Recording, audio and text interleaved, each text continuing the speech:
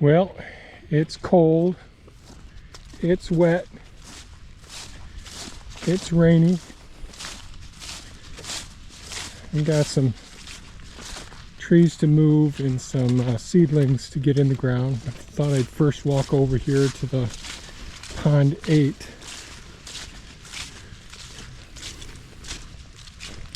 Now there's no inlet for this pond, so it's going to fill really slowly.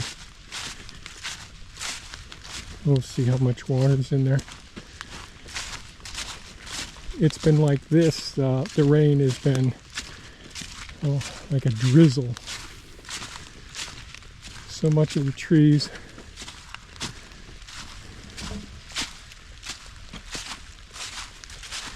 well, that's pretty nice. The little land spot right there is covered up, so that's kind of nice. And I did get some more trees planted in along the roadway, the property line there to the neighbors. And eventually I'll put a whole living fencer along the tree line there.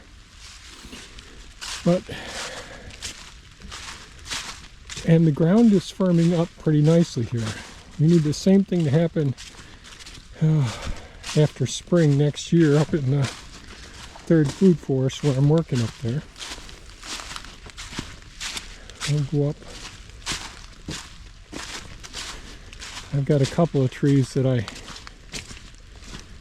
transported down by pond 3 is there, but there's an area where I put hugelkultur pits in this summer, and I'm gonna plant those trees that I moved down there, but I didn't put them in the ground yet. They're on the ground. So right up here is a horseradish spot that I put in the other day, where we transplanted some of the horseradish. And I think what I'm going to do, I'll leave a little space there, and I need to overwinter some white oak, some swamp white oak, and some tupelo trees. And I'll do the same thing here, just extend it down a little ways down here. That's all the hugelkultur terrace all along in there, and the sediment collecting canalway is over there. So all those trees haven't completely broken down yet that are underneath this whole ground. They've only been there a few years. I want to give it another year before I start planting on top of there. But today I'm going to fire up Elon and make a trench here, pile the dirt here in the driveway area, and I'll take the hulk and I'll fill in some of the low spots over here like I did when I dug this one. I took the fill that I piled here and filled in those low spots. And again, it's wet and muddy. Everything's going to be a mess for a while. Someday it'd be nice to have the roadways, not all this soil on the surface here. That would be nice. But after I dig the trench, I'll use the hulk to put some sand in the base of the pit, because some of those trees may be there for a year until I get the new property set where I can transplant all those trees over there. So what I'll do is after digging the trench, I'll put some sand in it first, then compost on top of that, then the wood chips on top of that. So this pond 2 right over here. And that's the 3rd food forest area I've been working up there. That's the swamp. This is all 2nd food forest. All along in here is all 2nd food forest, right up to the road. I have a lot more to do up there and a lot more to do up here, but that's going to have to wait. It's just way too wet and muddy. It was just like slop, the material I was moving the other day. Okay, I better get started. Here we go. Okay, I just dug out a little trench here. for the, and it's a couple of feet deep. You can see where the old topsoil was years ago down there. This is all brought up over time. Over in here, it's all trees buried all along in here. But we're not quite to that area. And so here's the material, the fill that came out of the hole. You can see it's pretty rocky, typical for our property here. And what I'll do is I'm fired up the Hulk over there, the Takushi TL12 V2 track loader, and I'm going to start filling in all these low spots right over in here. It would take, to fill in just this low spot, it would take 5 times the amount of soil I've got right here.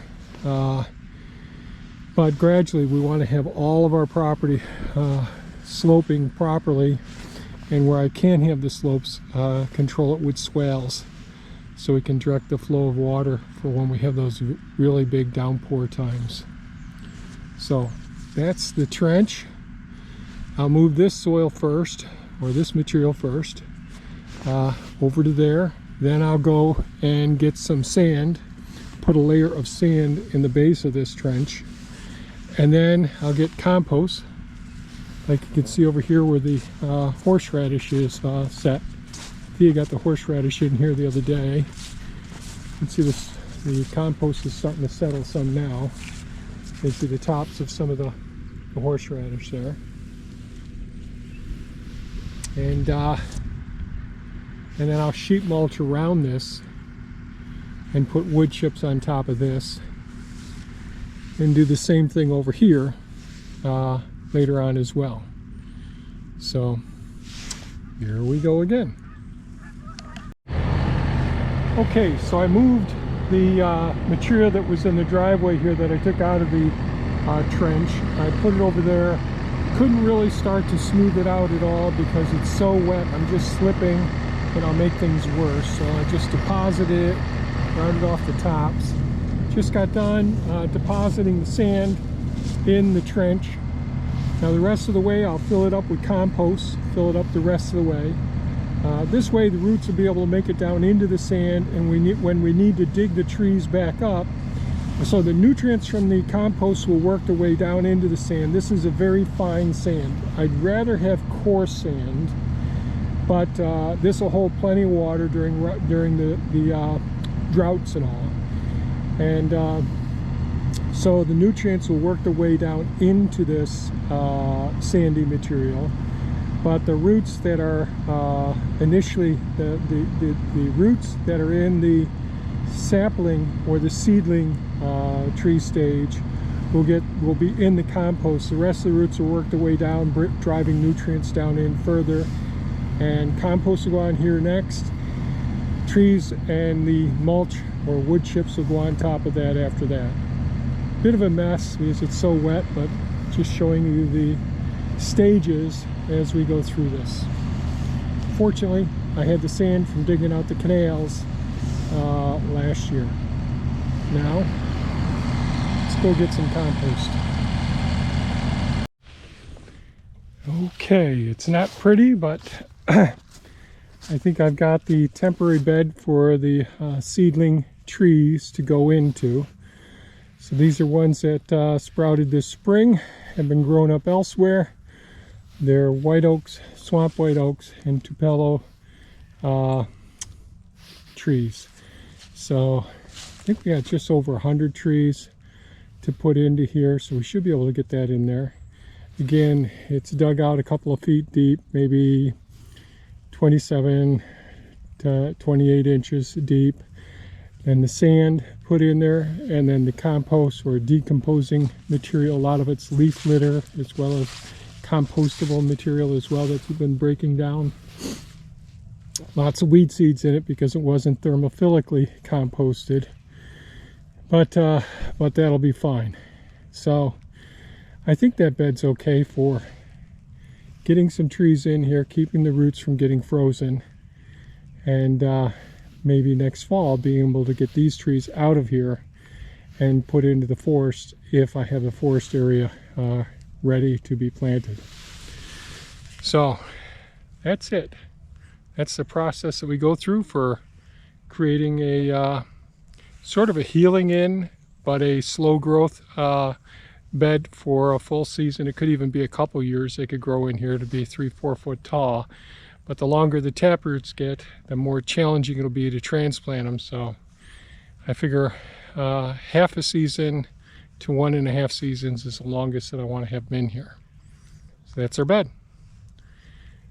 Now, time to go have some lunch and figure out what I'm going to do next. Looks like we got some snow coming, some freezing temperatures as well. I got to clean out the tracks again. Seems like every day I got to clean out these tracks.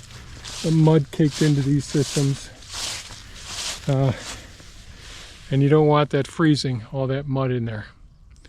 So that's it for today's video. Thanks so much for watching. I hope you all stay safe and take good care of yourselves. Take care now. Bye-bye.